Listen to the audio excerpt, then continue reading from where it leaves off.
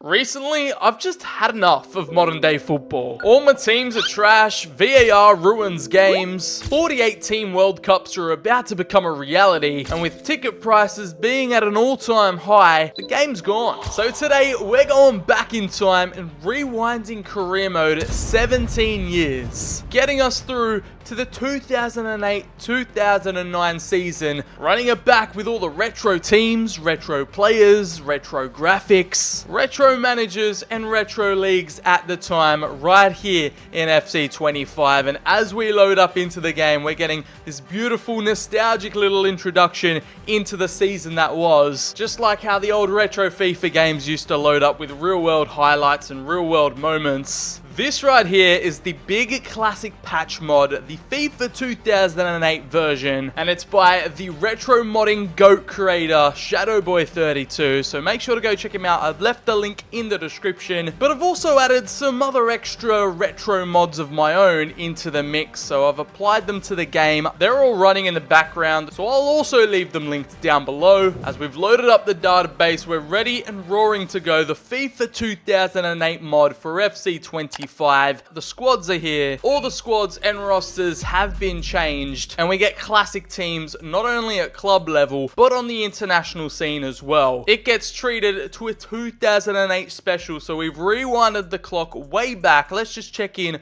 on Portugal, for example. We've got Nani, Cristiano Ronaldo, Pepe in there at CDM, João Moutinho, Raul Morelos in the middle of the park, Bruno Alves at centre back who could bang in free kicks, Boswinga. The two Flair Kings, both Quaresma and Dani on the bench, so this Portugal squad was actually filled with ballers. One of my favourite features is that we have the retro graphics for the league. So the Barclays Premier League, we've got the Football League, the Empower Championship as it was called back in the day. We've got just the retro league logos, some retro logos for teams wrapped in there as well, just to give it that proper feel. We've got the German Bundesliga logo, we've got the OG German Bundesliga logo, we've also got the mid-2000s Serie A and Serie B logos. Who could forget the La Liga BBVA? And we also have unlocked this rest of Europe section where we've got some other extra European teams that made a stint in the European competitions in the mid to late 2000s. We've got the likes of some Greek teams. We've got Bate Borisov. I believe this Ukrainian side made the Europa League final in 2015, but they no longer exist anymore. We've got Red Star Belgrade and Partizan. So there's a couple other retro Easter eggs hidden throughout this mod, including, of course, retro managers. We've got Antonio Conte back when he was at Bari in Serie B. We've got manager rosters of Claudio Ranieri at Juve,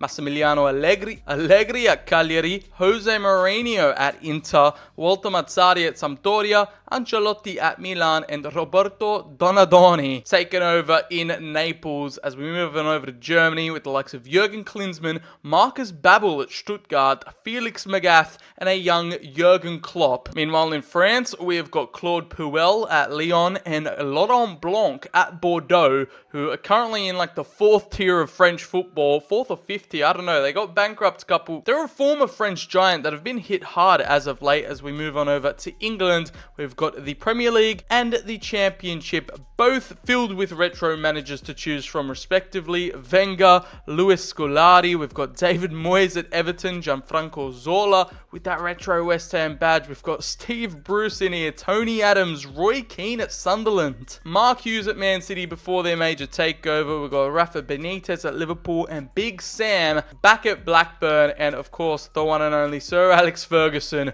in the dugouts at Old Trafford. We've got Roberto Martinez at Swansea, Brendan Rodgers at Watford, and Paulo Sousa managing QPR. I never knew that he managed QPR back in the day, but there you go. This is a retro mod that gives you a little bit of insight of the beautiful game. Oh, Diego Simeone was at River Plate. I've only ever known him being an Atletico Madrid manager, but now I'm learning things. My ball knowledge lacks in some areas. I can't be perfect, so this mod has come in clutch with some historical facts like Pep Guardiola back at Barcelona, Unai Emery managing Valencia. We've got a couple of other random, and the Mexican legend icon Hugo Sanchez managing at Almeria in 2008. We've got Girona's current day manager at Getafe, and And for the rest of the world, there are some other lower profile managers scattered throughout. We've got Michael Laudrup and Zico over here at the rest of Europe. Clearly, they were doing their hand at some managerial jobs. They were throwing their hat into the managerial arena in 2008, and that's represented here in all its glory. We've got the Netherlands with Marco van Basten in charge at Ajax and Ronald Koeman with the AZ Alkmaar job. However, once you load up into a save, choose your club, choose your manager, or choose your player, you can do this and have this mod in player career mode too. However, in this case, we have reset the clock. We have rewinded career mode to the 08-09 campaign fresh, and we have also traveled back in time. We are now in 2008 in FC25 career mode. It's not just the fancy rosters, players, and database,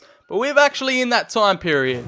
Are you on the hunt for a reliable seller of all kinds of gaming items? Well, look no further than Eldorado.gg, the ultimate online gaming marketplace that makes getting what you need for your favorite games super easy. Whether you're after the cheapest in-game currency on the market, trading in-game items, or boosted accounts delivered within minutes, it's simple. Just hop onto the site, search for the game of your choice, and the options are plentiful. With Eldorado calling the shots, you'll receive fast access to your items or get your money back guaranteed. They offer a 24/7 live support chat, so if you ever run into any issues, they've got you covered. Every seller is verified, so you're protected from scammers 100%. Plus, their Trade Shield protection ensures that every transaction is safe and secure. With over 45,000 Trustpilot reviews, sitting with a 4.4 star rating, you can't go wrong. And better yet, we're hooking you guys up with an exclusive discount. Click the link in the description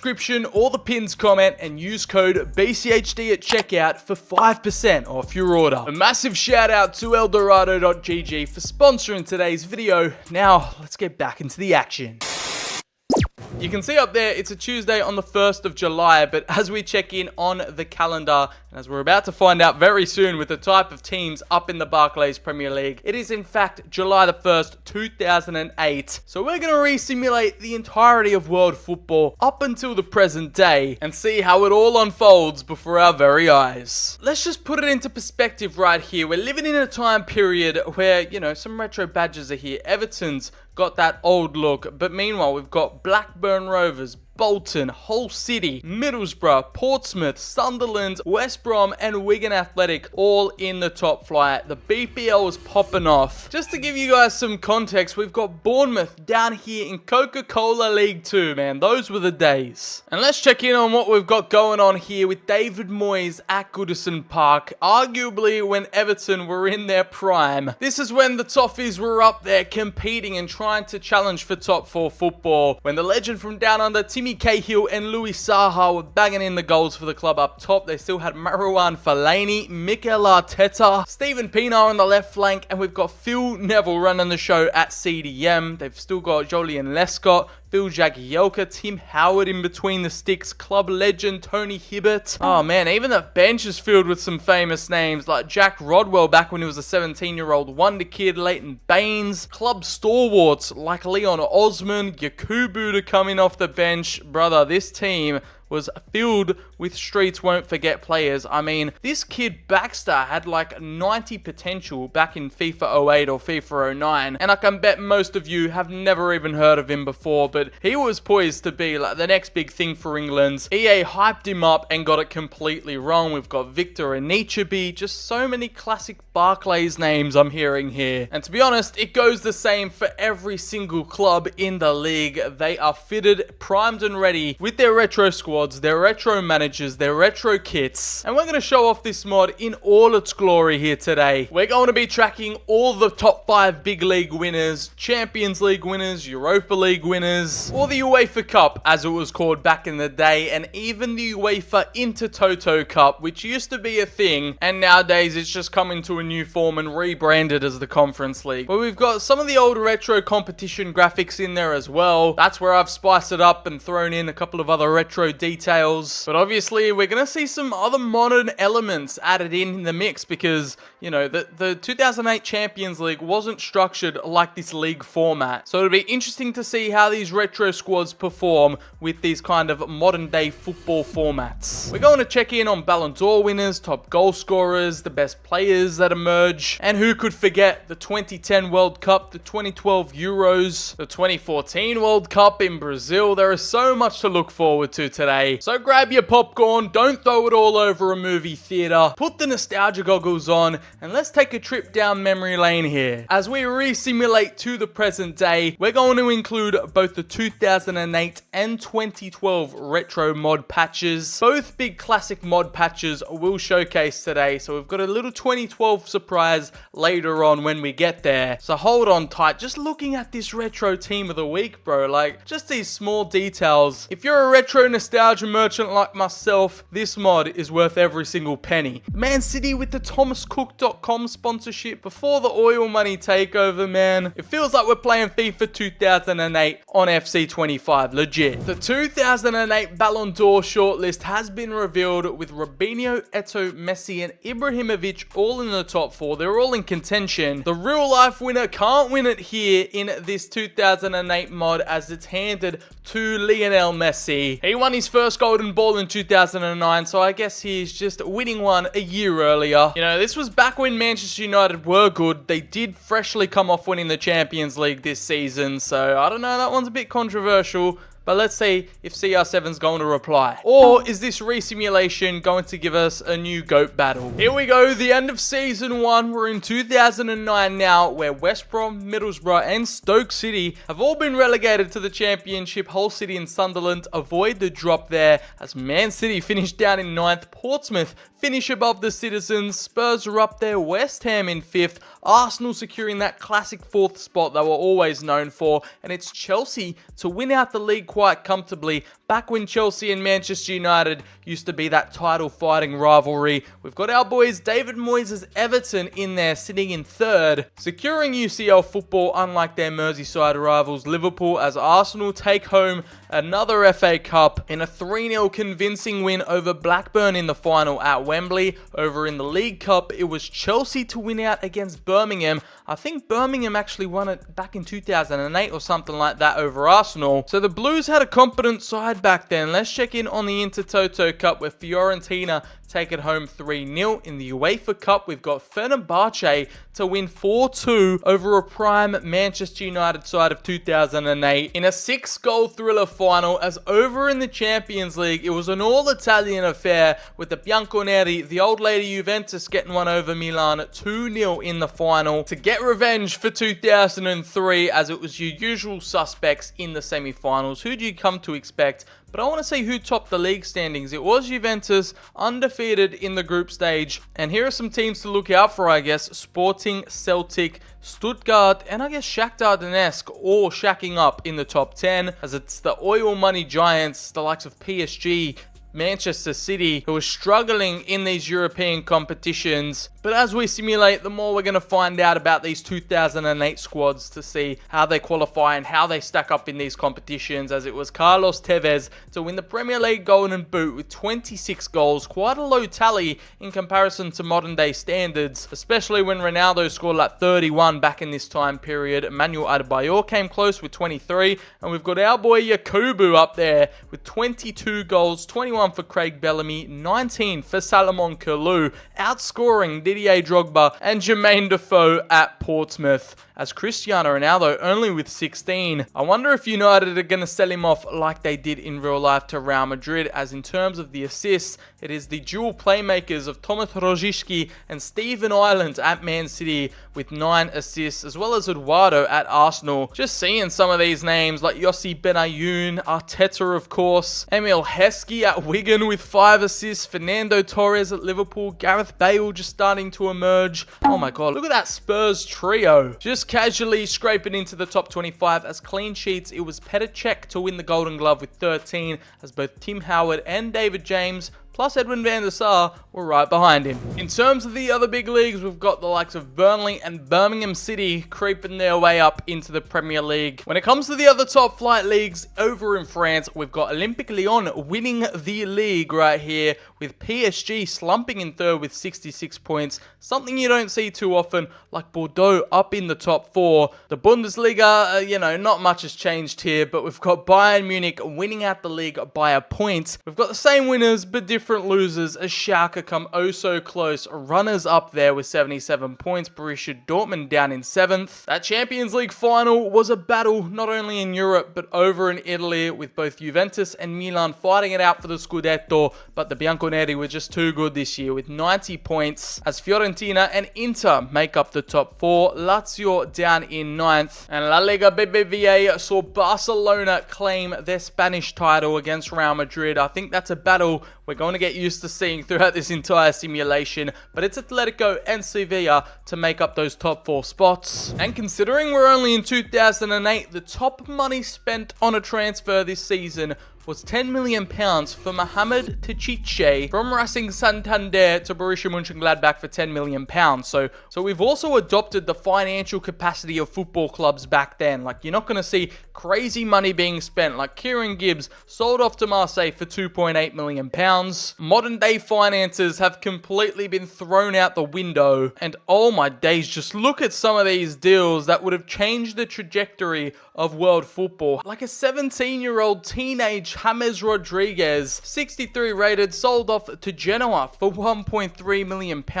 Both of the Bender brothers sold off for just a measly £1 million. But these were the kind of fees that were going around these days. Like, football market inflation hadn't exploded yet, so I don't think we're gonna see any crazy spending going on. Like, this is pennies in comparison to today's market. But that's just a product of the time. That's just a facet of football that we've got to get to grips with again. And something else we've got to get used to is Everton being in the top half of the table, because David Moyes has got these boys playing at a high level, and they are producing some juicy goals and assists throughout the entire campaign. So this is going to be a fun ride for you Toffees fans. I feel so stupid, I almost forgot to check in on the Team of the Season awards, the Player of the Season awards. Everton's Yakubu wins it. What a moment for the Nigerian as the Team of the Season. He also gets named in there alongside Kalou. We've got Cristiano Ronaldo, Owen Hargreaves, Luka Modric in the middle, Joe Cole. A back 4 consisting of Micah Richards at centre back, Patrice Evra, Jagielka, and Ashley Cole. Meanwhile, Petr Cech, the Golden Glove winner, also involved in the Team of the Season. So this is going to be fun to look back on. Carlos Tevez with the classic headband and long hair at United,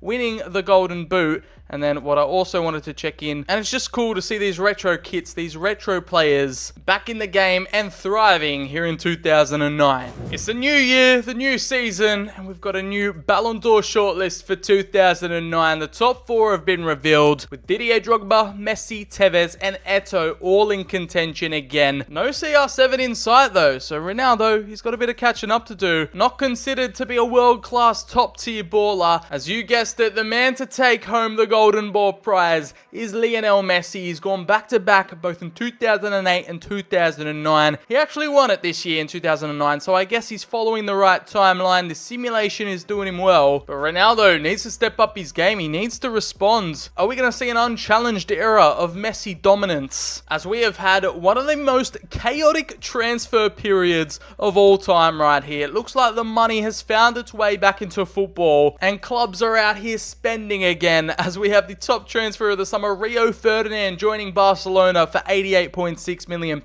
In his prime, jetting off to Spain to play with Messi, as Andrea Pirlo not only has left Milan, but left Italy to play for Aston Villa. £87.7 million spent there. And Bruno Alves, the Portuguese centre-back, becomes Rio's replacement at Old Trafford for £72.2 million. And Manuel Neuer, a future top 3 Ballon d'Or candidate, instead of joining Bayern, he's off to Bolton. £64.2 million, man, that Barclays Premier League TV rights money has got to be a fat bag, as Salomon Kalou has left the Premier League winners Chelsea and has joined the Champions League winners Juve for 63.8. And United's investing in their defense as bringing in Naldo, this bold Brazilian centre-back. Only the real ones will know this guy. Spending $59.4 million to bring him over from Werder Bremen, as Philippe Mexes joins Liverpool. we have got some crazy money being spent here. It's like this is the summer where all the clubs have just been let loose and they're just throwing money at everyone and everything. And we've got Antonio Valencia, instead of joining United from Wigan, he is off to France to play for Bordeaux. £42.5 million spent there. And the just deals and signings galore going on. It must have been a very busy summer. They had a lot of catching up to do from 2008. Because I'm not going to lie, the business was very underwhelming for just one season. And now it's gone completely gangbusters. We're free from the global financial crisis. Approaching 2010, the economy's back up. And the cash money in football has reached new heights. We're not quite at the market inflation like we have it these days. But we're on the right track in this parallel universe to get there. Before that Neymar transfer in 2018. So I'm going to keep tabs on this because in this retro alternate timeline, it's unpredictable. Anything can happen. This is how the re-simulated 2009/10 Barclays Premier League season has gone down, and we're in 2010. So you know what that means. We're heading off to South Africa. But let's cover Clubland for now, as we've got Wolves, Hull City and Burnley all getting relegated from the top flight. As Birmingham City and West Ham just avoiding the drop there, as we've got Portsmouth still holding a top 10 finish. Our boys Everton slumped down into 7th, but we've got the top 4, the same champions as last year, the same runners up. This time we've got Liverpool sneaking up into 3rd, and Arsenal with Arsene Wenger. They just love that 4th spot, and they get to claim it right here with Man City and Spurs trailing right behind. Andrea Pirlo at Aston Villa. We've got Bolton with Neuer in 10th. Pirlo at Aston Villa languishing in 11th spot, as the FA Cup saw a penalty shootout win for Pirlo's Aston Villa with a 5-4 win over Liverpool to get revenge for the 2005 Champions League final. Over in the League Cup, it was a Manchester United comfortable 2-0 win versus Fulham, which saw them get a piece of domestic silverware at Wembley, as the UEFA Super Cup saw Fenerbahce becoming a little bit of a European dark horse here. The Turkish outfit win 2-0 over the Champions League winners Juventus of 2008, and the Champions League winners in 2009 in a 5-goal thriller. Chelsea win out against Inter 3-2. In the year that they won the treble in real life, where they won the Champions League final in 2010, they lose out to this absolute powerhouse of a Chelsea squad. We had our boys Everton finish 28th in the Champions League table. However, it was Hamburg in the Bundesliga with a 20-point win on top of the league table. Juve came through in 2nd.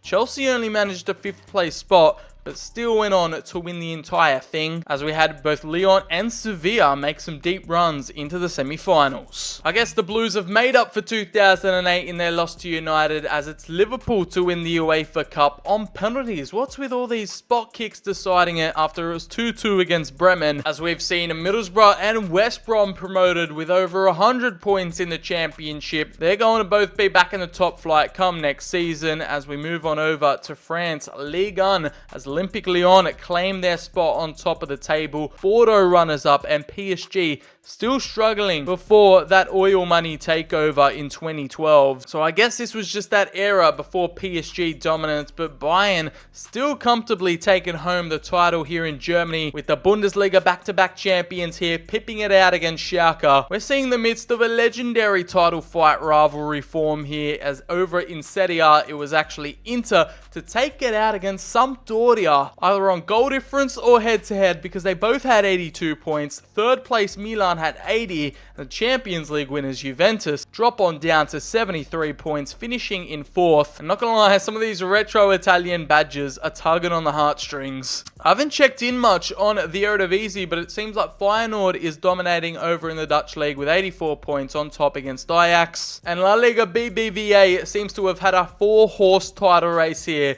with Real Madrid edging it out. The Galacticos coming through with 89 points. Both Atletico and Barcelona finished up with 84, and Villarreal sneak into the top 4 with 80. The Premier League top goal scorer charts is looking a bit like this, with Fernando Torres before he made the move to Chelsea with 27 goals at Anfield in 37 appearances. Yakubu's up there in the top 5 again, both him and Tevez scoring 23, as Cristiano Ronaldo is now starting to get those numbers up with 20 goals to his name, and the good old Peter Crouch at Portsmouth with 19 goals. Roman Pavlyuchenko for Spurs with 19 too. Like, the streets won't forget. If you know, you know. I feel like most of my audience is younger than me. They've only gotten into football in like the 2010s, but I reckon there's some hardcore football retro heads that'll just experience some pure joy reading off these names, like Gabriel at Bon Lahore, Carlos Vela at Arsenal, Obafemi Martins for Newcastle with 16 goals, as well as Darren Bent and Jibril Cisse. Kenwyne Jones at Sunderland. Like, these are just some classic Barclays names that only the real ones will be aware of, as it was Mikel Arteta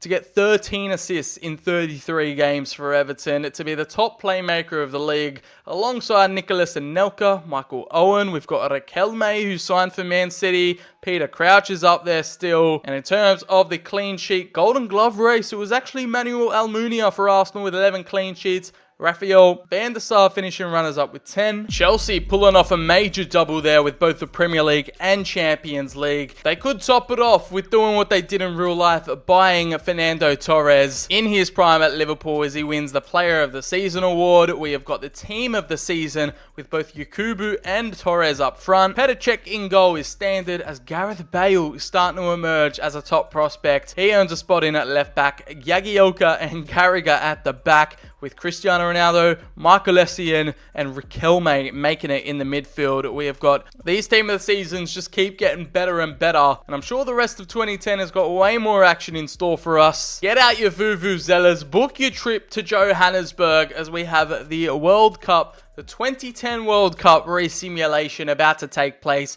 These are the teams who qualified. We've got France, Turkey, Ireland, Brazil in Group A. I guess I'm going to show you the results anyway. So here's just a quick look in so far. We've got the classic 32-team tournament. None of this 48-team nonsense. Or actually, no, it's 24 teams in this version. 6 groups of 4, so you know it's only the best of the best. This tournament was a catalyst for so many new football fans to start emerging. Like, 2010 South Africa was the one. So let's see if it can live up to the hype in this resim. And here's how it all went down in South Africa. Instead of France being absolutely sent into turmoil and having a civil war in their camp, they've actually come out on top here in Group A. Ireland and Brazil, I assume, are also going to make it through, as Turkey finish rock bottom with 1 point. England come through top of their group, as well as Mexico and Uruguay have a chance of coming through in third, as it's Germany and the Ivory Coast, both with 6 points, and on top the finalists in real life, the Netherlands in third, and just scraping by as both Portugal and Poland make it out. Cameroon could have a shot, as it's the real world champions. The first time winners Spain in 2010 with 9 points, so they look like they're on track, and Italy have fought against the champions curse and have actually made it through to the knockout stage, unlike real life, alongside a Maradona-managed Argentina. As we take a look at the round of 16, we've got Brazil knocking out England, Portugal eliminating the Netherlands there, so they're not going to make it to the final, as it's France to defeat Uruguay, Spain to make it through versus Poland, Germany take care of Cameroon, and Serbia knock out Maradona's Argentina. Back-to-back Ballon d'Or winner Messi goes home empty-handed, and Serbia give him a reality check, as it's Italy to get by comfortably against Mexico. It was the Ivory Coast to win in a 5-4 penalty shootout versus Brazil. A major upset there. Germany escape against Spain with a penalties win. Italy humble Serbia, and Portugal make it through, as it was the Ivory Coast to book their ticket into the World Cup final on African soil. The Elephants are roaring here with a 3-2 win over CR7's Portugal, and Italy take down the old enemy Germany 2-0. And the third place, it was Germany to win against Portugal, and in the final, again on penalty shootouts, Didier Drogba and his Ivory Coast have gone on to be the first African country to win the World Cup here on African soil in South Africa. 5-3 on penalties against the 2006 champions. My boys Italia couldn't go back to back. They won 1-2 penalty shootouts. They took down the Brazilians on pens, and on spot kicks, Yaya Toure, Javinho, Didier Drogba. They completed the fairy tale run and have rewritten history right here in this resim. What a moment, what a story. history with that classic kit as well. The iconic orange with the elephant on the top left sleeve. Sponsored by Puma, man. They deserve this, bro. They also went on to win the AFCON in 2011, so this could be a sign for great things to come, as this was the team of the tournament. Pretty much the entire Italy backline and midfield made it, with the only outliers being Didier Drogba to lead the line for the champions, Miroslav Klose, the World Cup record goal scorer, Nani, and Janssen for Germany. But unfortunately, the Italians don't have much to show for it, losing out in the big dance. But how could you be mad at that? It was just written in the stars, as Miroslav Klose went on to grab 6 goals, getting the golden boot, well on his way to breaking the record in this resim. Both Cristiano Ronaldo, Simone Pepe, Didier Drogba, all with 5 goals, and Fernando Torres in there with 4, as well as Diego and the young Karim Benzema. It's unbelievable when you see a retro fairy tale happen in career mode, and especially with this retro mod, as Fernando Torres got 5 assists. Yeah, Spain still searching for their first World Cup star. Yaya Toure was a monster for the Ivory Coast with 3 assists in midfield, and Diego Forlan, who had was arguably the player of the tournament in 2010. He only managed 2 assists, and I don't even think he showed up in the top 25. Diego Forlan not even making it on the chart. As you can see, the clean sheets, it goes to Iker Casillas, Buffon, and Robert Enka to be the best goalkeepers at this World Cup. But what a moment, what a tournament. It's crazy to think that Ghana at the time could have potentially pulled that off if it wasn't for the Luis Suarez handball controversy. But there you have it, your 2010 world champions, the Ivory Coast. Surely that's got to do wonders for Didier Drogba's Ballon d'Or chances. He's got the Premier League, the World Cup, and the Champions League all in one year. That is an elite resume when you compare it to the likes of Fernando Torres, Nelka, and Ibrahimovic. Like, no Messi in sight, so he's not going to do a hat-trick. He's not going to go 3 in a row. So let's take a look at the Golden Ball winner, and there he is on the podium with his first Ballon d'Or of his career. The 2010 winner goes to Chelsea's prime Didier Drogba, and another moment where we're rewriting history in our own version of events. The re-simulation is taken on a life of its own, and still, CR7 yet to win a Ballon d'Or. And there's no better time to get it at 32, only 87 rated, but that trophy cabinet, that campaign of 2010 has got to be one of the best years of his career. And who knows, I might alter the timeline myself and sell off some of these Everton stars if I really feel like I'm in the mood, but I don't want to influence the simulation all too much. As the summer of transfers, what kind of deals went down? I want to see the top dollar spent, and that was on Napoli's talisman, Marek Hamsik. A street won't forget Serie A baller has taken the bait and moved to Barcelona for £112.4 million. The Slovakian sensation has now changed trajectories, and he could honestly be a Ballon d'Or contender. You never know, he's in a winning team, he's in a winning culture, as Bastian Schweinsteiger has left Bayern way earlier than he did in real life to join AC Milan. They've gotten their Pirlo replacement for 97.6 mil. Dimitar Berbatov has left United early too, moving to Villarreal for 85 million. Miroslav Klose and Diego Lugano. Damn, Aston Villa have got money to spend here in 2010. And Robert Lewandowski, he didn't join Blackburn, but instead of joining Borussia Dortmund, he has opted for a move to Turin, with Juventus picking up his services. A 22-year-old Lewandowski, as they've sold off their homegrown talent, their boy Claudio Marchisio to Sevilla for 52.6, Mario Mandzukic off to Atletico Bilbao, and Jamie Carragher is no longer a one-club man. The English defender has ditched Liverpool and wants to retire in Italy, as Giovanni Dos Santos moves to PSG. We've got Jerome Boateng at Man City. Wagner Love, oh my days, please tell me he's got a face scan or something in game. That hair is absolutely beautiful. You just don't see ballers like that these days. They just aren't built like him anymore, as Darren Bent has moved to Blackburn Rovers for 41.5 million. Ji-Sung Park has left United for Werder Bremen, and Jakub Blaszczykowski, the club legend, has left Borussia Dortmund for Hamburg, who made it into the Champions League semi-finals. So you can see the balance of power shifting. Mario Balotelli has joined Spurs instead of Man City here. At 20 years old, he still made his way over to England, but he's now playing for the North London club, as again, we have seen a boatload of transfers happen. Look how small that scrolling icon is. So you're going to see players everywhere. They've moved. There is no loyalty in this simulation whatsoever. Players being bought left, right, and center. So let's just be prepared with the chaos that the 2010/11 season is about to throw at us. Here's your Barclays Premier League for 2011. We had Ipswich up in the top flight before they would do it in 2024, and they actually finished rock bottom as Birmingham and West Brom also go down. Middlesbrough survive, as we've still got teams like Wigan, Portsmouth, Sunderland, Blackburn all in the Prem.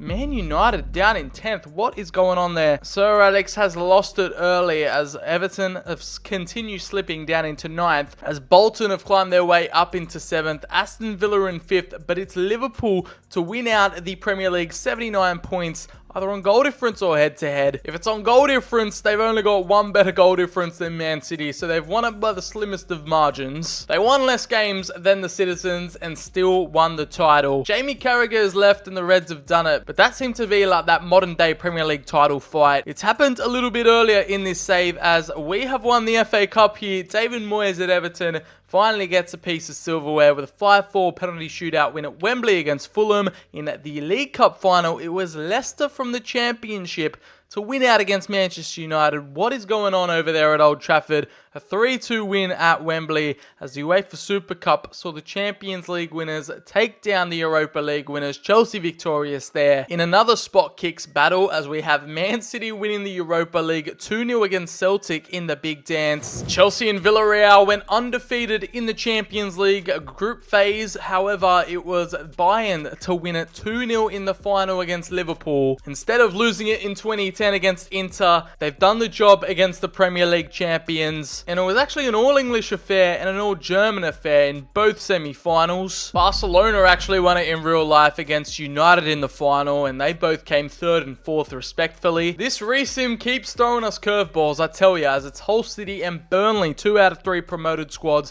back up into the Premier League, and it's Liga McDonald's, which sees PSG win it for the first time without the oil money. It's 68 points on goal difference or head-to-head. These title chasers have been the closest I've ever seen them. Lyon must feel hard done by as the Parisians do it without that cash injection, and have Bayern gone 3 in a row. Of course they have, with a 77-point win, taking home the Bundesliga title, German champions, European champions, and Serie A sees Inter absolutely dog walk the rest of Italy with 95 points. It was a Milan title contention. Juventus were kind of looming in the background, and Roma were also showing off their dominance with 85 points. But honestly, that treble winning Inter side are absolutely gargantuan. Ajax take home the Eredivisie title, Dutch champions against PSV, and over in La Liga BBVA, Real Madrid take it home back-to-back without CR7 in their ranks. They've still got a boatload of talent, don't you worry. As Messi sees runners up with Barca 30 in 3rd, Valencia come through 4th. Messi's Ballon d'Or credentials are taking a hit, so the Golden Ball is still very much up for grabs in 2011, as it's Yakubu to finish top goal scorer alongside Obafemi Martins, the Nigerian Kings. 2 goal-getting streets won't forget strikers, and with 37 appearances each, they are humbling the Premier League here as Adebayor finishes up in the top 5 with Arsenal, with scoring 20 goals for Arsenal. Jermaine Defoe still killing it at Portsmouth, Stevie G up there with 16, and Mario Balotelli has taken no time to adjust here in England with 16 goals for Spurs. The Ballon d'Or winner Didier Drogba only with 14 goals, so I'm not sure if he's going to retain and go back-to-back with the best player of the Year award, but the 2 playmakers running the show for Liverpool, Benayoun and Fernando Torres, with some crazy assist numbers there, and clean sheets we've got Diego Alves at Spurs with 13. Taking home the Golden Glove, but in this resim, it looks like Liverpool didn't have to wait until a COVID year 2020 to win their first Premier League title, as Fernando double-dipped with both the Prem title and the Player of the Season award, and also earned himself a spot in the Team of the Season alongside Balotelli up top. top. That would be an absolutely killer duo. However, it's Ronaldo still sticking here at Old Trafford. After that 10th place finish, I'm not sure he's going to want to stay, but it's Benayoun, Modric, Cole, all in midfield. Terry, Micah Richard, Bosingwa, and Diego Alves in the team of the season to finish it off with Chivu at left back. Obafemi Martin takes home the golden boot, and it looks like Bayern are the European champions with Frank Ribéry. Who knows, he might have a little charge for himself to get in that top 4 Ballon d'Or nominations. As for now, it looks like I have made a mistake here and I haven't renewed Louis Saha or Steven Pienaar's contracts at Goodison Park, and they've both left on freeze. The South African Pienaar is off to Juventus, and Louis Saha is joining fellow Premier League rivals Spurs. He's going to be linking up with Balotelli up top. That is going to be a lethal front two, as Ivan Rakitic, massive January transfer move to Man City, £103.3 million for the young 23-year-old Croatian. We are witnessing some bizarre moves, some incredible signings, and I'm sure there's more to come. And the 2011 Ballon d'Or nominees, we've got Messi, Fernando Torres, who's in with a good shot, David Silva, and Zlatan again. Ibra's literally been nominated every single time and has never won it. Messi's back on the podium. He wants to win his third in 4 years. We are in the final season where we use this 2008 mod. So let's see if Messi's going to assert his dominance again, just like he did in real life. No, this resim says Fernando Torres is the man, the Spanish striker who dominated the Premier League, came close to winning it in 2008, finishing third behind both Messi and Ronaldo. He gets his moment to shine, and who knows if the Spaniard could have achieved this in real life if he didn't move to Chelsea, if he didn't have all those injuries. It looks like Fernando El Nino is staying loyal to Liverpool for the time being, but the two players who haven't stayed loyal are club stalwarts, club legends, both Xabi Alonso and Javier Mascherano, who have moved to two big Premier League rivals here. With Aston Villa spending this money again, where are they getting it from? £95.3 million for the Spaniard in his prime, and Javier Mascherano to Spurs for £83.2 million. We've got Antonio Valencia, who has made the jump to Milan for £63.3 million. His career is still very far away from Manchester United, as Spurs sign Klaas-Jan Huntelaar, one of the most underrated strikers in world football at the time. We've got Fabrizio Coloccini moving to Atletico Madrid, Nuri Sahin off to Newcastle for 44.4. No 9-figure transfer sums as of yet. In the summer of 2011, we're in a Euros year. We've got the Lord Nicholas Bentner. How dare Arsenal sell him for $33.4 million to Wigan? That's just downright disrespectful. However, we've got the 2012 Euros coming up in the summer, so who knows what we're going to see unfold. It's as unpredictable as the transfer market right now. Again, we have just had an entire barrage of business go down, so I'm just going to quick fire through as much as I can. And January has thrown its fair share of surprises at us too, with Juan Mata moving from Bayern Munich. I don't know how he ended up there, but he's joined Spurs for $88 million. They're on a spending spree. They're making a statement in the transfer market, as Manuel Neuer, instead of United signing David De Gea to replace Edwin van der Sar, they've opted for the German shot stopper. I think they've made the right call in this resimulation for $82.1 million, and Willian, a young Willian, heads off to Valencia for £73.1 million, as United also make the decision to sell Bruno Alves on a loss for £60 million to Aston Villa again, who is another club incredibly active on the transfer market. Here we have it then. We've reached 2012, and we do in fact have the Euros to look forward to in Poland and Ukraine. However, we're going to hold off for now and focus in on what's gone down in the Premier League, with Middlesbrough, Burnley and Hull City all relegated. Portsmouth is still holding strong, because in real life they'd already been long gone at this point, as Blackburn, Wigan, Bolton, West Ham, Sunderland all still in the top flight. Aston Villa, after spending all that money, have just got themselves in a measly 8th spot. Meanwhile, Moyes' Everton are in a comfortable 7th, Arsenal slipped down to 6th, and Chelsea remain on top and reclaim their spot on the throne with 85 points. They're champions of England again. United are back in the top 4, however, are yet to win a title, as Spurs another club that has spent a lot of money with 71 points, finishing in that 4th spot. Winner to the FA Community Shield. Okay, our boys Everton winning in a Merseyside derby, so you love to see it. Oh my god, Liverpool got the last laugh though with their Ballon d'Or winner Fernando Torres, a 2-1 victory for them at Wembley as they get to flex their champions muscle. But we did manage to take home the Carabao Cup, the League Cup, with a 2-1 win over Arsene Wenger's Gooners. Let's take a look. The UEFA Super Cup was won by Bayern against the Europa League winners City, as the UEFA Cup saw Sevilla, the 5-6-time champions. They're just the masters of the Europa League as they took it home 2-1 against Sporting. So I guess it's just business as usual for them, as the Champions League saw Chelsea come through again and win it a year before they were supposed to in 2012. Against Valencia in the finals, it was another dramatic occasion with a penalty shootout win 4-3 after it finished 4-2. We had Hertha Berlin and Liverpool make the final. It was an all-English affair, and I guess they're well-deserved champions with a Ballon d'Or winner Drogba, a World Cup champion in their ranks, undefeated in the league phase. Both Inter and Juventus made some decent strides, but couldn't really make it that far deep in the tournament, as Bayern couldn't defend their crown, sitting slumped in 11th, and the Galacticos Real Madrid 19th, PSG struggling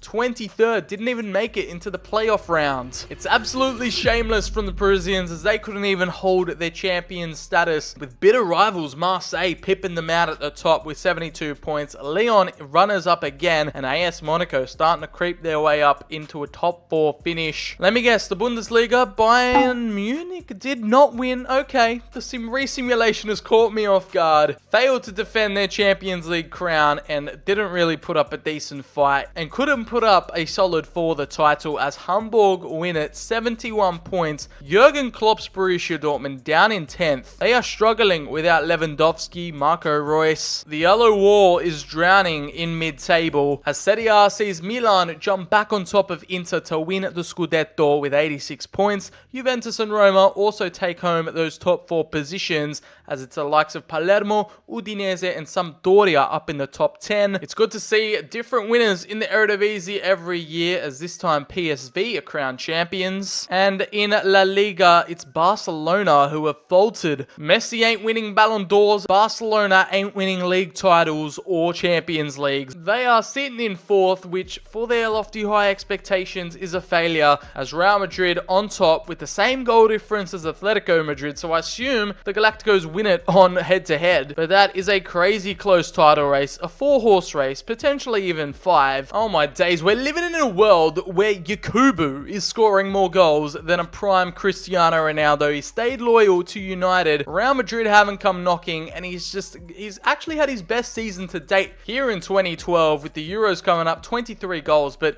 Yakubu is just consistently up there in the charts, and this year he's finally won the Golden Boot. Fair and square with 25 goals and 38 appearances. Emmanuel Adebayor, Didier Drogba, and the Ballon d'Or winner Fernando Torres all landing in that top 5 as Miroslav Klose for Aston Villa netting 18 times. Dean Ashton, Kevin Nolan, Jermaine Defoe, and Darren Bent were the 4 best English goal-getters in the top 25 as Stevie G. We got Michel Bastos at Bolton. Balotelli still having a decent run out with 15 goals. Carlos Tevez getting 14. And a young Fabio Borini at Chelsea with 12 goals to his name. That's pretty decent for the youngster, as Carlos Tevez wins the Playmaker Award with 12 assists. Dani and Rakitic, also Carlos Vela, hit that double digits figure. And for the Golden Glove, it is Pepe Reina with 14 clean sheets. Also, cycling GK, Ben Foster for Bolton. Replacing Manuel Neuer is a tough job, and he's filled the boots wonderfully there with 10 clean sheets. Did someone put Rafa Benitez on a strict diet? Like, I didn't realize they had Ozempic back in 2012. Chelsea again running riot here in 2012 with both a Premier League win and a Champions League win, as it's Arsenal's Adebayor to win the Player of the Season award. The team of the season looks a little like this.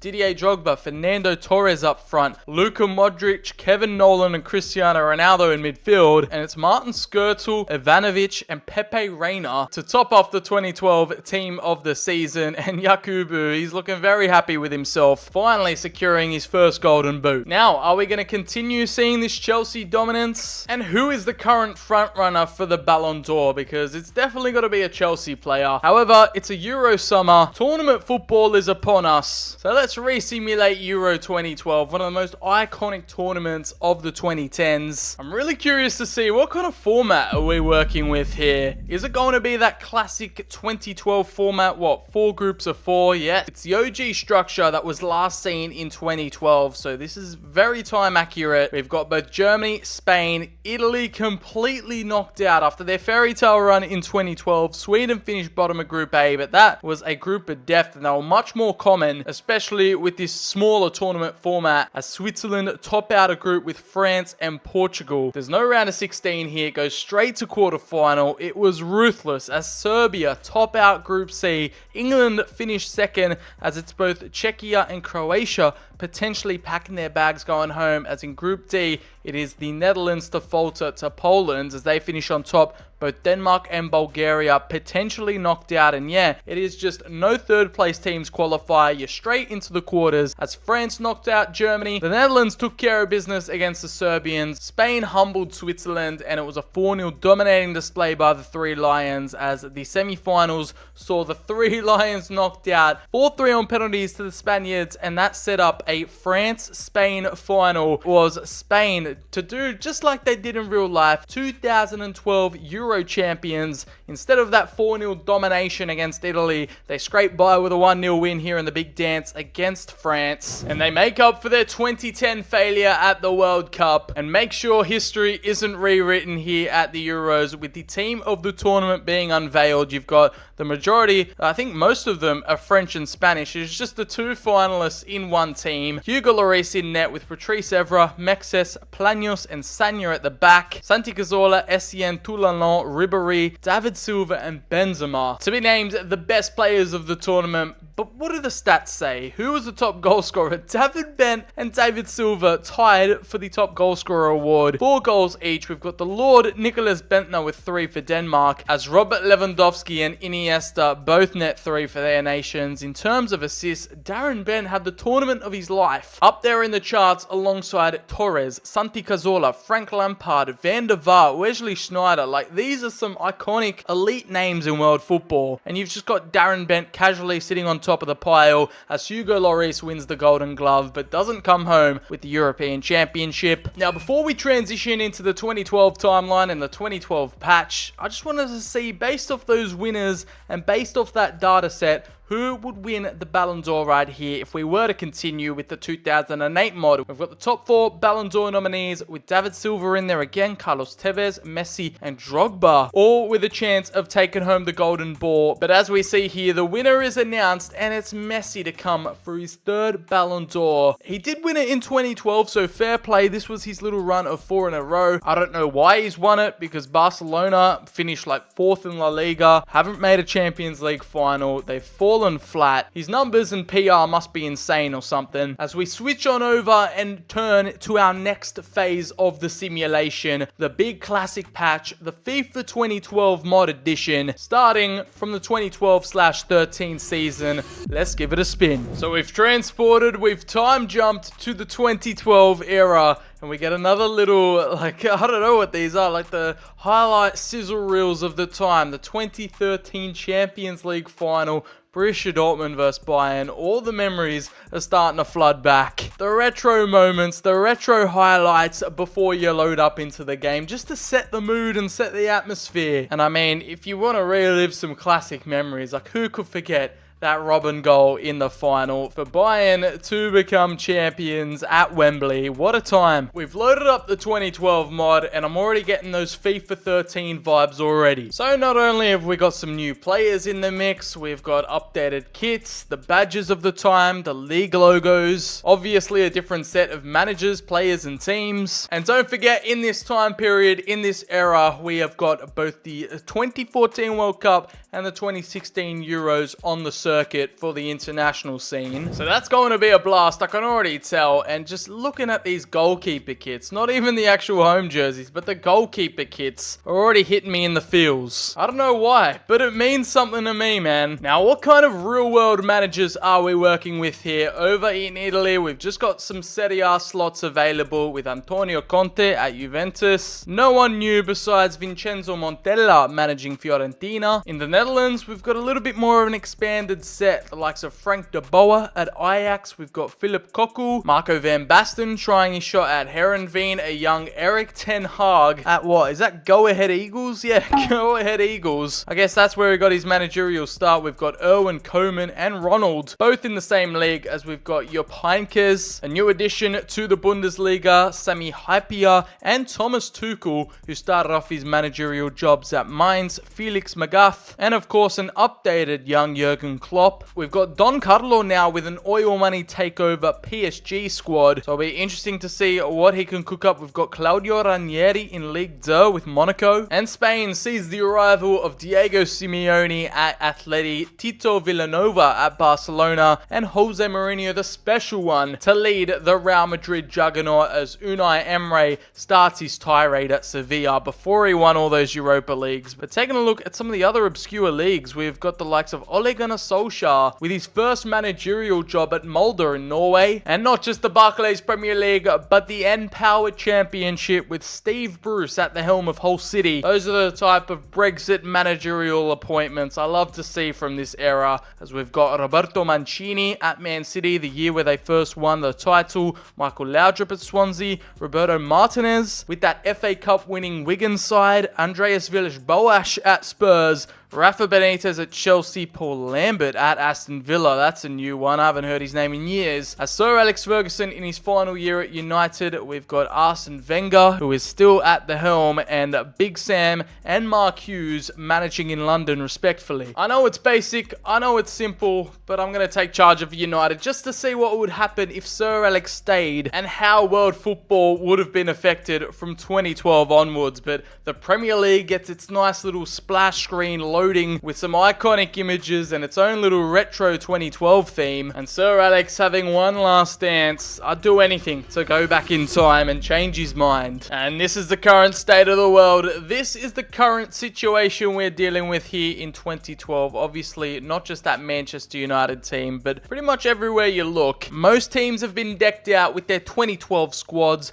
2012 badges, 2012 kits, and we're about to witness this era be re-simulated all the way up to 2016. And honestly, bring it on, I say. This is the kind of squad we have with at Manchester United. Technically, Sir Alex's last dance here in Manchester with both Wayne Rooney and Robin van Persie, the new signing up front in the 4-4-2 with Scholes and Carrick running the show in midfield, Rio and Vidic at the back. Patrice Evra, for some reason, is the captain, so we're going to have to change that up and give it to Wazza. But just take a look at the bench. We've got the veteran Ryan Giggs, a young 21-year-old Danny Welbeck, new signing Ashley Young, Kagawa, fresh from Borussia Dortmund, the best super sub of all time, Chicharito, the young gun, Italian prospect Wonder Kid Federico Macheda, Tom Cleverley, Evans, Fletcher, but most importantly, we've got a young Adnan Januzaj, 17 years of age, 62 overall, 1 year away from his breakout campaign. However, the Belgian doesn't come close to a 43 rated 15-year-old academy star Marcus Rashford, who wouldn't see his breakout year until, how many years from 2012? 2016? So some future United legends and Premier League stars lying in the reserves like Dean Henderson and Scott McTominay. Get used to a new look Premier League with the likes of Swansea, Reading, QPR, and Southampton all in the top flight. So let's get this re-simulation show on the road. I want to see some random underdog stories and cool little storylines unfold, as we've got 4 years of chaos ahead of us. Now we're in November 2012, a completely new mod, a completely new era, and is that going to correlate to a time period where Cristiano Ronaldo CR7 is about to dominate world football? As he's now finally at Real Madrid, he's taken 4 more years to win that first Ballon d'Or here in 2012.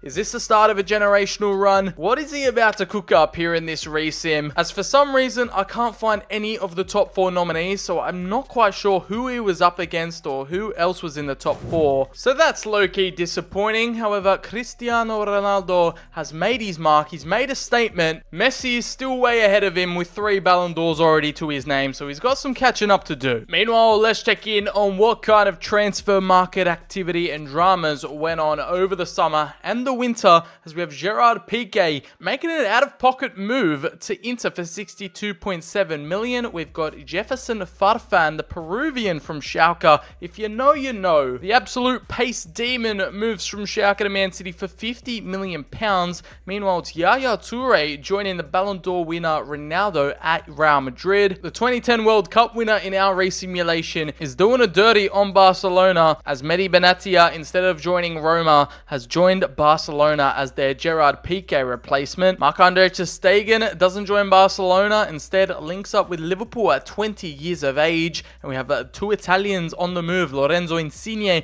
from Napoli to Barcelona, and Daniele De Rossi does an uncharacteristic move away from Roma as Chelsea snap him up for 37.1 million. So you can see the type of fees being spent here. I guess, yeah, this is more in the region of 2012. It was rare that you'd see a transfer move above 50 million pounds. Like, that was considered insane money for the time back then. Schalke are on a selling spree, giving away Joel Matip to Bayern for 18.7 million pounds. And Landon Donovan, the American hero, has made his way to the Premier League for 23 million pounds to Arsenal, and Alexandro doesn't join Juventus and instead joins Spurs. Real Madrid have given up on a young Casemiro at only 20 years of age. They've already shipped him out on a permanent basis to Bayern for 12.6 million. So I wonder how much some of these transfers are going to change the trajectory of some of these clubs. Like Jan Oblak has instead made the move to Barcelona instead of Atleti. So you already know that is one huge domino effect that's going to take place. So strap in, lads. 2013 is about to get crazy. Here in 2013, the Premier League is played out like this, with Southampton, Reading and Stoke City all getting relegated. The Potters were usually a stalwart in the mid-2010s, and they're already back down to the Championship. Everton avoid the drop by 1 point. We've got high-flying Norwich up in 8th, the overachievers, as well as Fulham in 6th. I remember them struggling this season, as it was United who couldn't win the crown. It's Chelsea to continue their dominance, not only in this time period, but in this video, because they have won title after title, and the Blues take it home with 83 points. Spurs actually challenged them to the last day with 80, as Man City finish above United for probably the first time ever. Arsenal miss out on that coveted 4th spot, as over in the Community Shield, it wasn't the greatest way to launch the season, with a 3-2 loss to the Citizens. In the Manchester derby, it's not the way you want to go out, but Spurs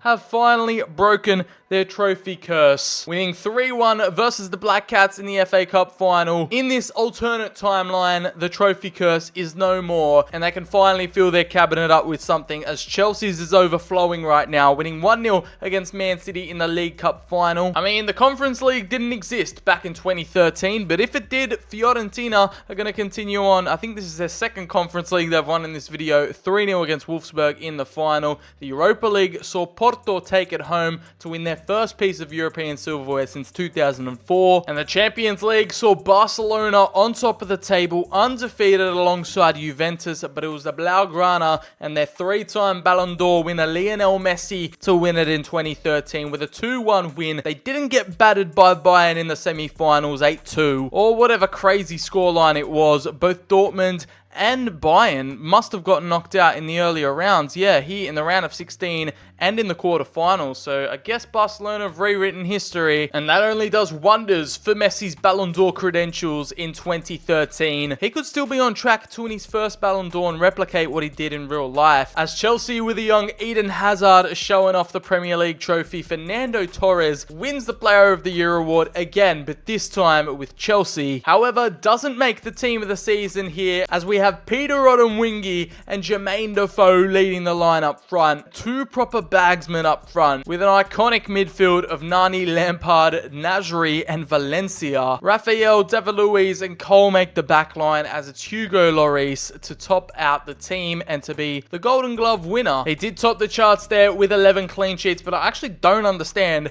how El Nino has been tipped out of the team of the season, because he scored more goals than Peter Odemwingie, and he definitely scored more goals than Jermaine Jermaine Defoe with 15. So I guess he's been robbed. Robbery of the year right there. But the rest of the top 5, we've got Arsenal's new signing Olivier Giroud with 19, taking no time to adjust to the Premier League. Carlos Tevez with Man City, 15 goals. Demba Ba, one of Newcastle's great strikers, with 15. Gylfi Sigurdsson at Spurs with 15. We've got so many early 2010 Barclays stars. We were actually spoiled. We didn't know how good we had it. Bobby Zamora, Papis Demba Cisse up there in the assist charts. Johan Cabaye balling out for Newcastle. Oscar's debut season at Chelsea. And also Juan Mata. The nostalgia's pumping through my veins and I can't contain myself. I'm gushing. However, unfortunately, I can't check in on all of the other league tables because every time I'll click on it, the game just crashes. So it could be an issue with the mod. It could be an issue on my end because I'm using some other retro mods in the background. So unfortunately, in this 2012 era, we can't take a look at all the other top leagues in the world, which is unfortunate, but we're going to focus more on the continental competitions and the international tournaments that we can really sink our teeth into and see what this race simulation has in store for us. So bring on 2013/14, I say. We got our fingers crossed and hope we don't crash here.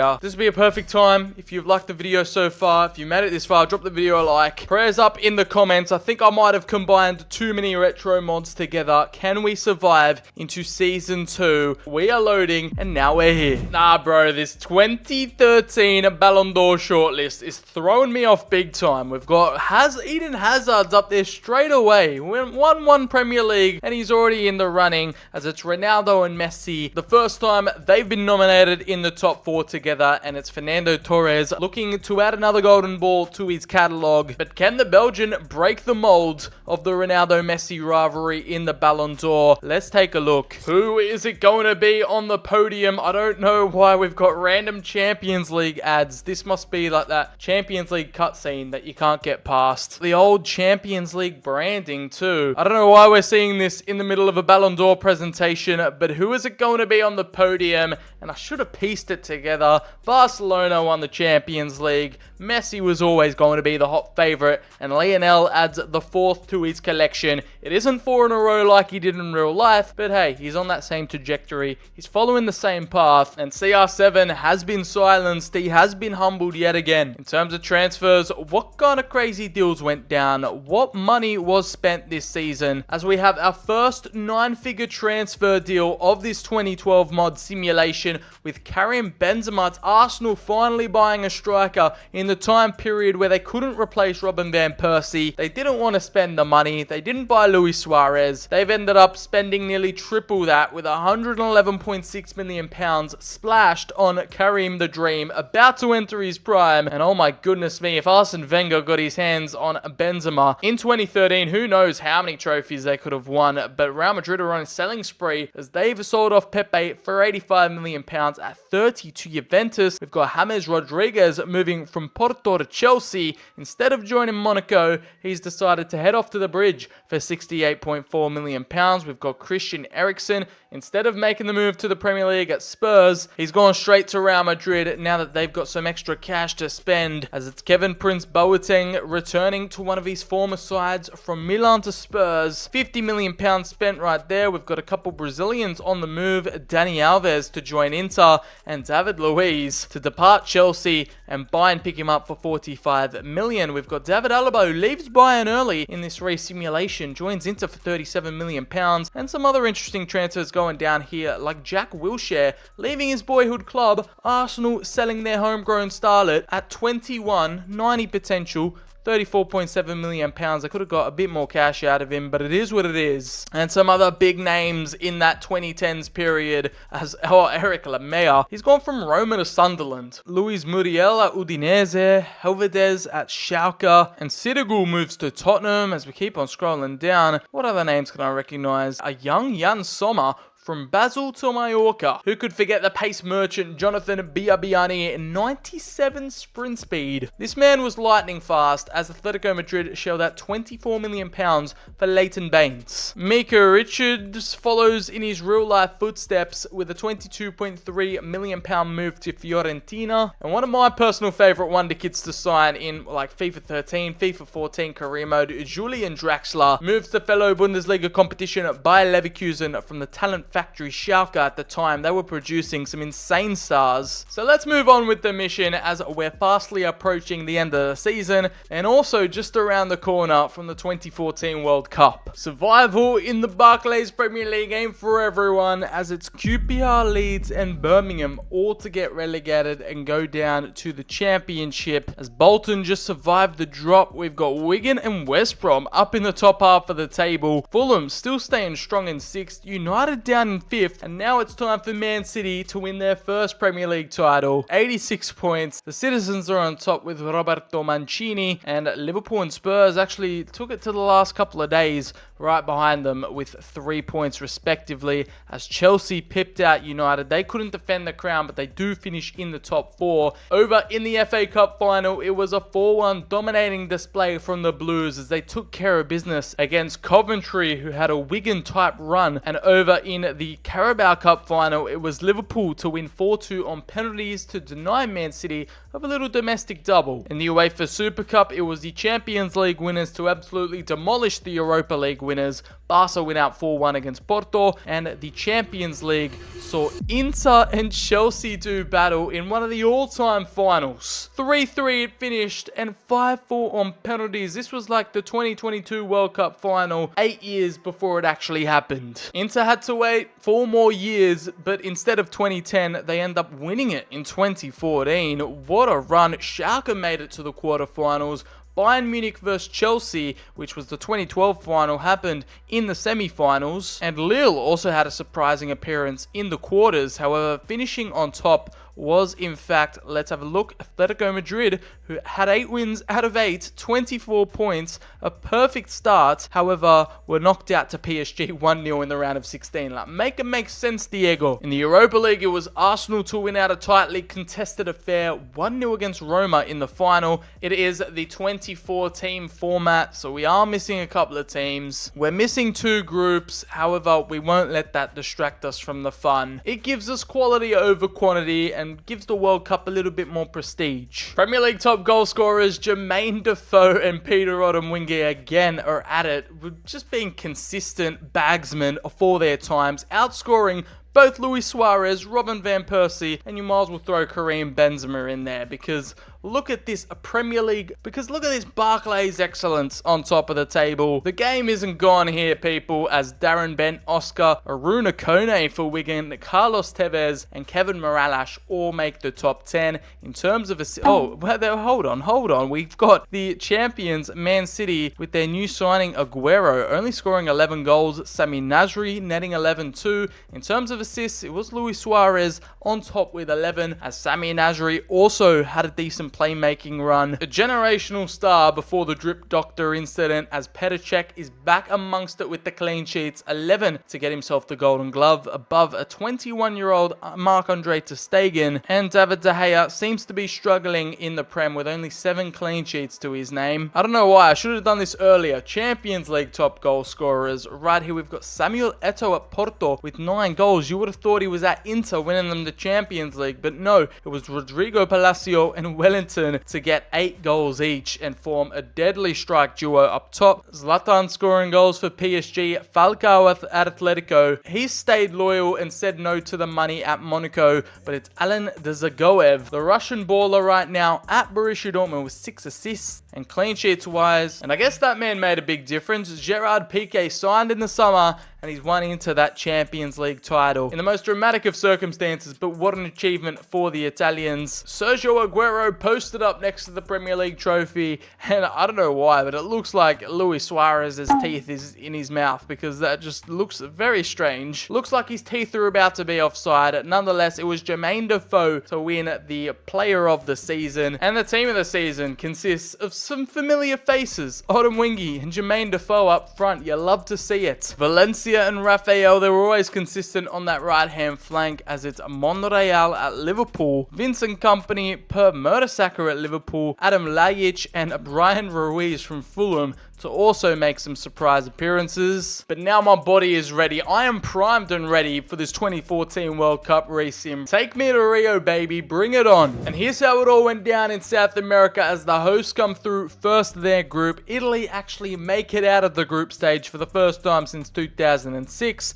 and Denmark and Switzerland go home, potentially eliminated as Germany and Chile make it out. Mexico also have a shot of coming through in third place. However, Group C sees Serbia and the Netherlands come through on top. Uruguay again might have a sneaky chance to make it into the round of 16 as Colombia and France both split on 5 points. That was a little mini group of death there. Anyone could have beaten anyone, as England failed to top Group E with 7 points for Poland finishing first. The United States sitting rock bottom and England come through second. This was definitely the group of death right here. Group F. F's in the chat for Sweden, who got matched up with Spain, Portugal, and Argentina, as the round of 16 saw the Netherlands take out Italy. Germany took care of business against Denmark. Croatia won 7-6 on penalties.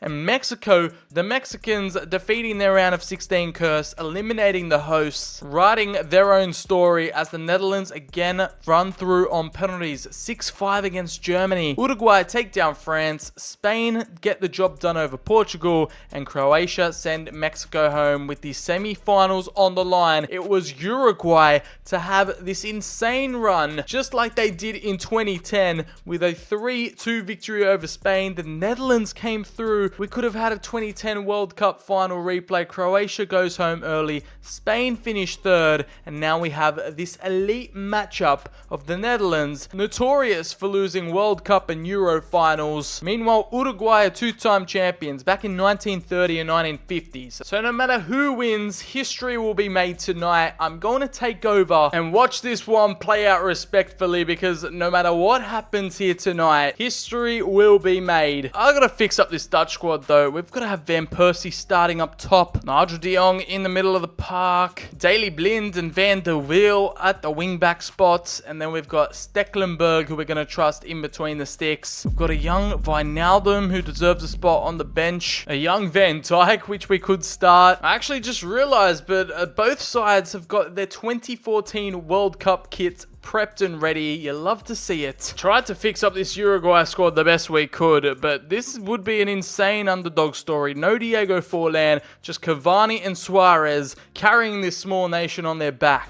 We're all set on the biggest stage of all. The World Cup trophy's gone missing. Someone stole it before kickoff, but here was their road to the final, and now the confetti's already raining down on the pitch. Just pretend we're at the Maracanã in Brazil, alright? As Leo Ranges kicked us off, I hope we're in for a good one tonight. Edinson Cavani linking up with Luis Suarez, who's onside. Gonzalez cut back to Cavani, onside again. Luis Suarez wants to hit one.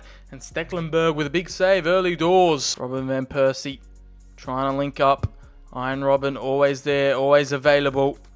We know what that left foot can do, and he glides past his opposing man as he cuts it back inside. Robin Van Persie trying to find that layoff to Rafael van der Vaart. That North London connection up top. And it's the man who was there in 2010 when they lost it in real life. And he's out on a mission tonight. The Dutch want to win their first world crown. And what a way to begin it with the bazooka. Finessed into the bottom left-hand corner. There was nothing Muslera could do about that. It was a perfect hold-up, build-up play from Robin Van Persie. And honestly, that is up there. We might be witnessing greatness tonight.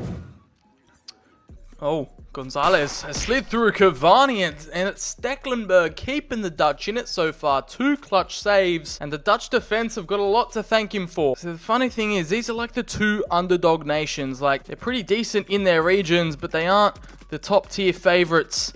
They're always there or thereabouts though, as Iron Robin tempted to cut in on his left, but the 2010 link-up, Wesley Sneijder, he's back in it here in 2014, and he has turned up tonight. They're number 7 with a magisterial shot, and there was nothing Muslera could do about that again. 2 moments of individual brilliance, and once that ball left his boot, there was no going back. That was a goal. And Iron Robin again creating the space, creating the chances, being an attacking threat. And the Dutch go 2-0 to the good. The deadlock is well and truly broken, but Uruguay have had their fair share of chances, don't you worry.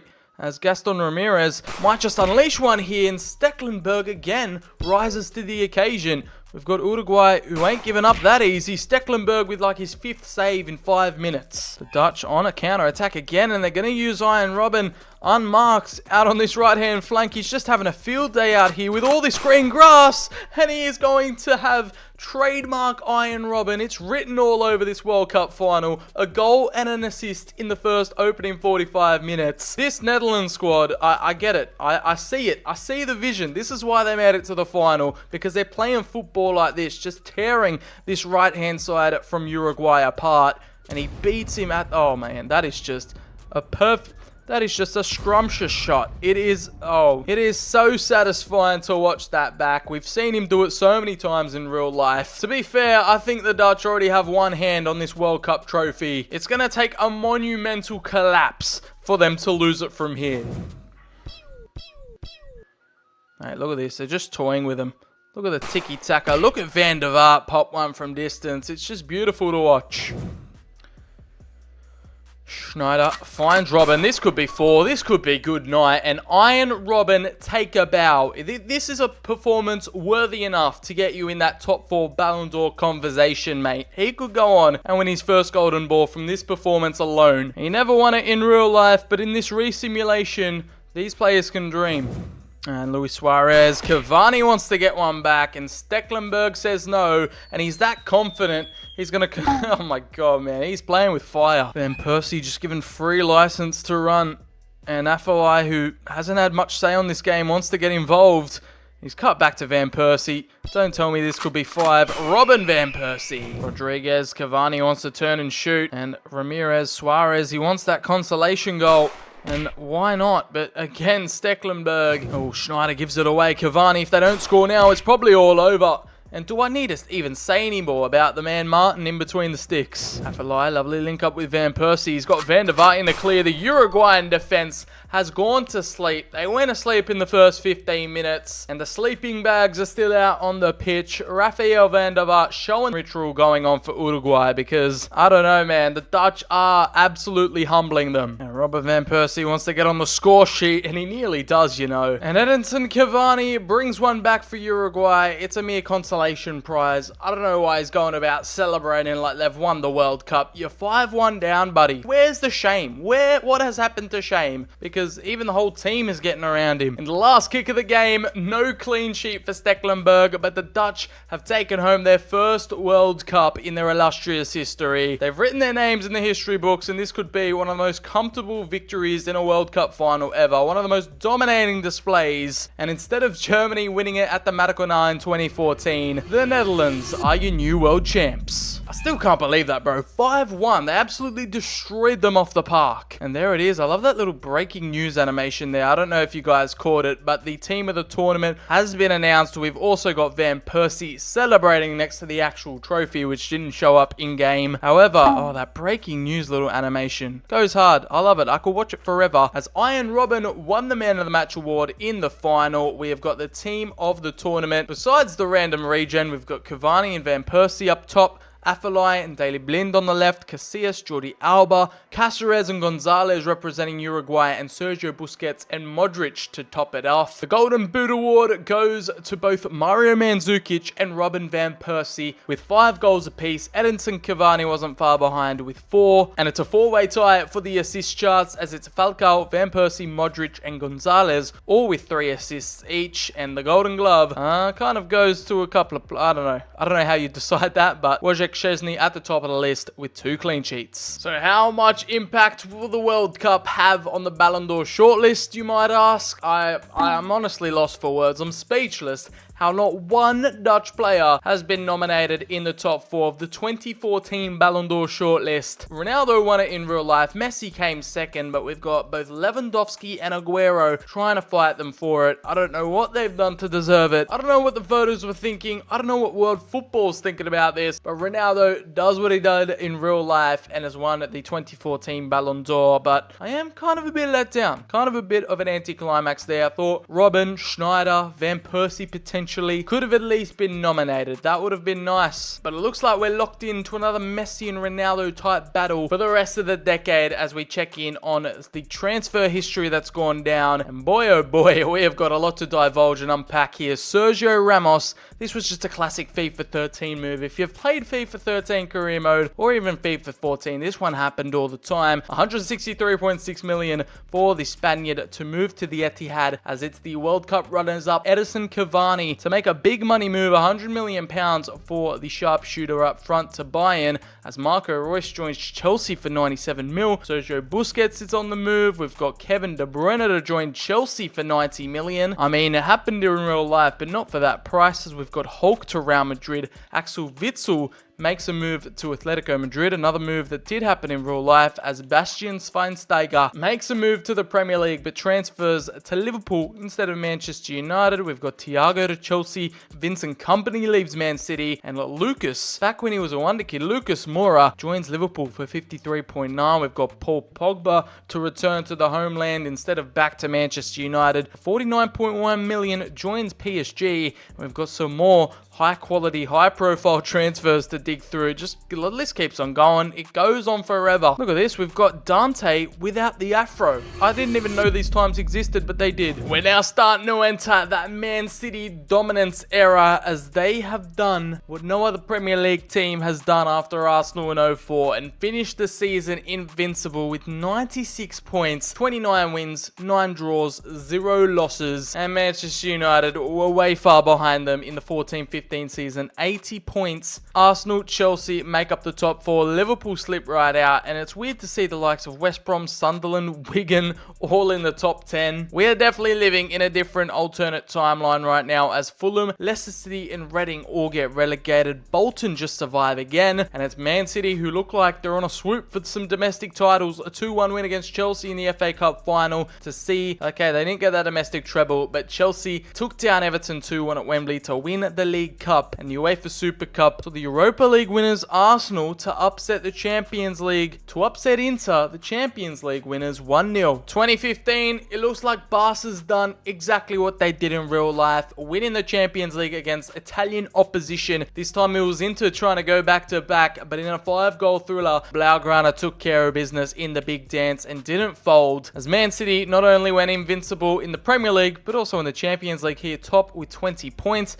We had Inter the finalists in 6th, and Barcelona came through 3rd. And Juventus, who made the final in real life, were knocked out in the round, or not even the round of 16, the playoffs against Bordeaux on penalties. And the Europa League, it was Lyon to win against Manchester United, bro. Like, United under Sir Alex have barely won anything in this simulation. I kind of feel bad. Whoa, look at that top goal scorer list. Nasri, Aguero, Darida for Man City, all in the top 5 and completely wiped the Premier League clean. Mark Noble for Wigan with 16, but you've got Karim Benzema for the Gooners with 22 goals. It's crazy to see Nasri outscore Aguero, but I guess he's putting a decent case for a Ballon d'Or in 2015. Kevin Prince Boateng, Van Persie, Stephen Fletcher, Lucas, and Christian Benteke all in the top 10. In terms of assists, I'd be shocked if Sami Nasri doesn't win the Player of the Season because he has had the campaign of his life. 15 assists, 26 goals in the Prem. He's out here redeeming his career, as it was Petr Cech and David De Gea both tied up top for the Golden Glove. What about the Champions League top goal scorers? Bayern, every single penny counts, and Edison Cavani repaid them with 11 goals in the Champions League. Mario Gomez, Juan Gufran, Mesut Ozil, all with 9 goals each. Man City have spent big and are now taking in the fruits of their labour with that Ramos signing that got them over the line. Back-to-back Premier League champions, and Sami Nasri well and truly deserving that PFA Player of the Year. Absolutely putting in insane work, as the Frenchman was also named in the Team of the Season alongside Benteke, Benzema, Kevin Prince Boateng, 3 United defenders in the back line, and Igor Akinfeev in between the sticks for Man City. We've got Petr Cech, who's still somehow the Golden Glove winner, and it's going to be a battle between Lionel Messi and Sami Nasri for that Ballon d'Or in 2015, because he's won the all-important Champions League title. That's what it comes down to at the end of the day, and my simulation-focused mentality has meant that I've left a couple of players go on free transfers or on pre-contracts. Wayne Rooney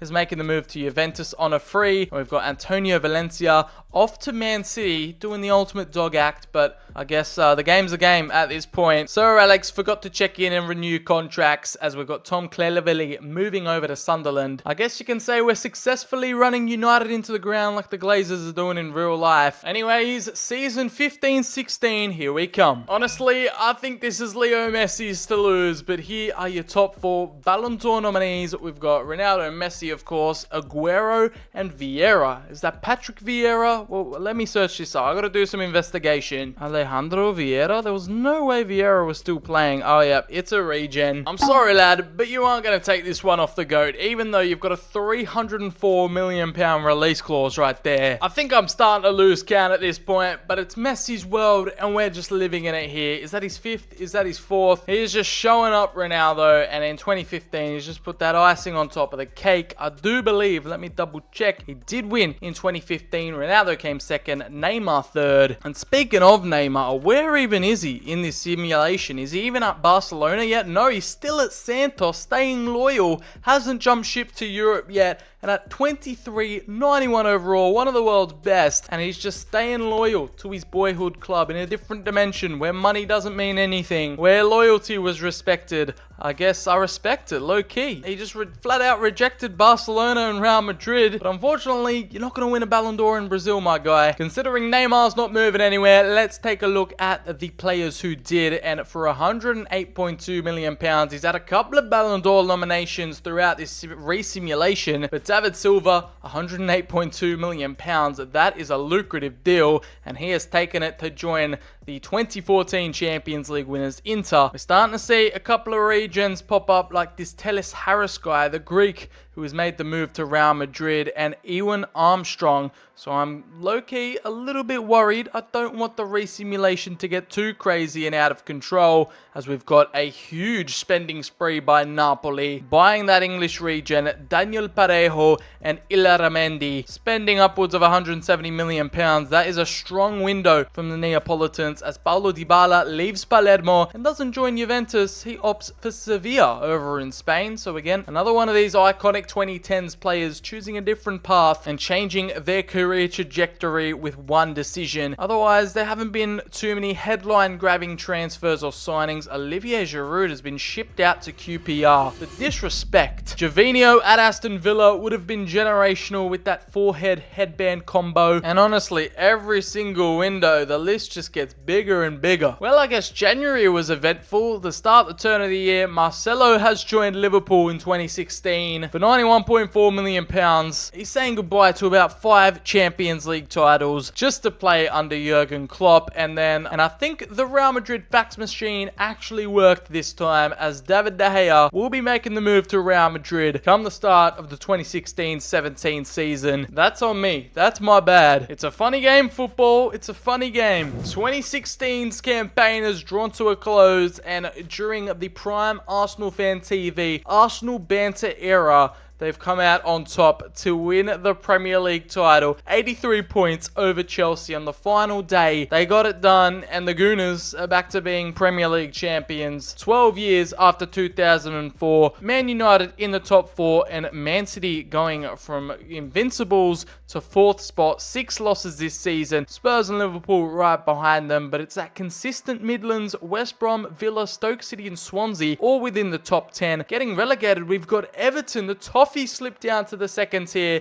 Birmingham and Southampton will join them in the championship. But what a turn of events it's been. 2016 is serving up shocks, but this one isn't much of a surprise, as Man City 4-2 victors over United in the Community Shield. The FA Cup saw the Citizens go in again with an absolutely dominating display against the Potters, and the Carabao Cup final, it was a 2-0 win for Liverpool over Norwich. Nothing to get crazy about, as Barcelona took care of business against Lyon in the UEFA Super Cup, and the Europa League served us up a Roma win against Liverpool. I think this happened 2015 or 2016. Liverpool were in the Europa League final, lost out to Sevilla, but this time it is Roma on penalties, 4-2. And the Champions League final, I don't think we've ever seen this one in recent years. Bayern Munich versus Real Madrid. I want to watch this one play out. 28th of May 2016, it was a Madrid derby in real life. This time, we've got the German powerhouse ready to take on the Galacticos as United finished down at 17th. That is embarrassing in the Champions League,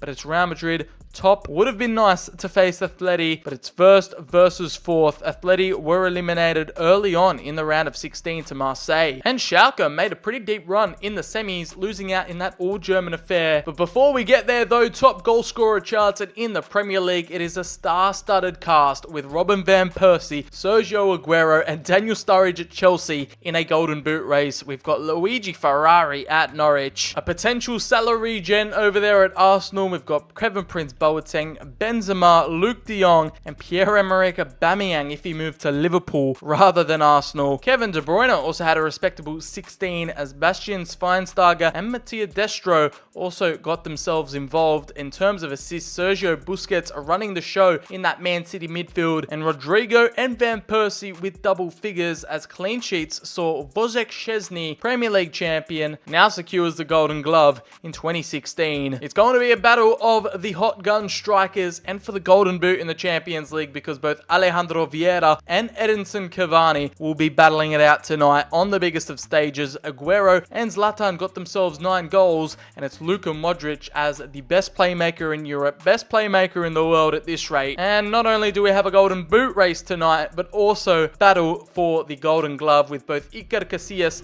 and Manuel Neuer tied on 6 each. I didn't expect this one to happen, but Robin van Persie has won the Player of the Season in the Premier League. Alright then, I'll take it. This is a consolation prize for his Ballon d'Or shouts in 2014 though. I'm still gutted. We've taken over Los Blancos, and I'm very curious to see what kind of team they're working with here, because I've seen a lot of transfers out. So what is awaiting us here? Alright, we've already seen Mesut Ozil suspended for tonight, so we're going to have to replace him with Hulk. We've got Christian Eriksen, Modric, and Yaya Toure in midfield. Gonzalo Higuain to lead the line up top, but I'm going to make it more interesting. We'll have more on the line with the Golden Boot contender starting. Ronaldo on the left. We've got Dante and Rafael Varane at the back. I want to keep it to like real world players only. So like this 94 rated right back, I'm just going to replace him with Arbeloa. Otherwise, it's a pretty competent, pretty strong Real Madrid outfit right here. And look at this. It's Toni Kroos before he moved to Madrid, and we've got the 2012 kits out here as well. Look at these beauties. But Toni Kroos at Bayern Munich, I completely forgot he played for them. What are the Bavarians up to? Obviously Cavani leading the line for them up top. They've got Feghouli on the left. Oh, Casemiro. Well, surely we've got to incorporate him somehow. Casemiro to deal Real Madrid some payback. Oh, how are they not starting Frank Ribery? Are you kidding me? There's no way Feghouli gets in over him. Let's do some other changes. What else have they got on the bench? Lukaku to come off the bench. They've got some firepower of their own. This is going to be an intense battle. Let's see who comes out on top. I just want to see what the vibes are like on Champions League final night. Bayern Munich with the Lahm Tifo. We've got Retro Champions League scoreboard. It's been a long day, forgive me. The Retro broadcast package. The trophy is there to be won. And a player who you could arguably say has been robbed of the Ballon d'Or throughout his career, especially in 2013. And at 33, he's still going strong in 2016. This is where Real Madrid would start their run for 3 in a row. This is where it would all begin under Zinedine Zidane in real life. We'll see if Bayern can make the most of this opportunity, but what a juicy fixture we've got in store. Is Cavani going to drop another stinker on the big stage after that Uruguay performance at the World Cup final? I'm not that confident. Philipp Lahm's already offside. You know what? It's been a longer video enough. I am going to skip, simulate to the end. Let's see who wins it. It's Bayern Munich with a 3-1 victory. Wow, Cavani not on the score sheet whatsoever, but Ribery turned up in the final, and the Frenchman equalized right before halftime as Modric got the opener in the 10th minute. Then it was a Muller double. Unbelievable there for the Bavarians, and for the first time since 2013, or for the first time in this simulation, Bayern Munich have won the Champions League. They wouldn't do it again until 2020, but despite Modric's impressive performance in the final, it was Toni Kroos back at his old club, back at his former stomping grounds, to show what his future club would miss out on and get the Bavarians yet another European title. And Muller took home the Man of the Match award too, just the cherry on top. As we embark into 2016, the 16/17 season, I'm going to leave you guys on a little bit of a cliffhanger, because at this point, I'd switch on over to the 2016 version of this mod and re-simulate history up until the present day in 2025. However, Shadowboy, the mod creator, hasn't released the 2016 patch yet, so we're gonna have to wait a little bit where we re-simulate over a decade of world football at a time. But when I get my hands on it, hopefully in the coming weeks, we will get that re-simulation to you straight away. We're going to continue on the journey in part 2, so if you don't want to miss it, make sure to hit subscribe so you never miss out on any new videos coming to the channel. If you've made it this far, drop the video a like down below where you can also check out all the retro mods I used in the background of this video. And if you want some free retro mods, I've also left them linked down below. Make sure to check out the 2012 and 2008 mod patch. All the links you need are listed down in the description below to get access to everything. But I appreciate you all so very much for watching. If you've made it this far, much love. And if you did make it this far, comment down below what was your favorite era in football. Was it the 90s, the 2000s, the late 2010s? I want to hear your answers. But for now, I've been your boy Sir BCHD. Have a great day. Take care. I'll catch you lot on the very next video. Bye bye.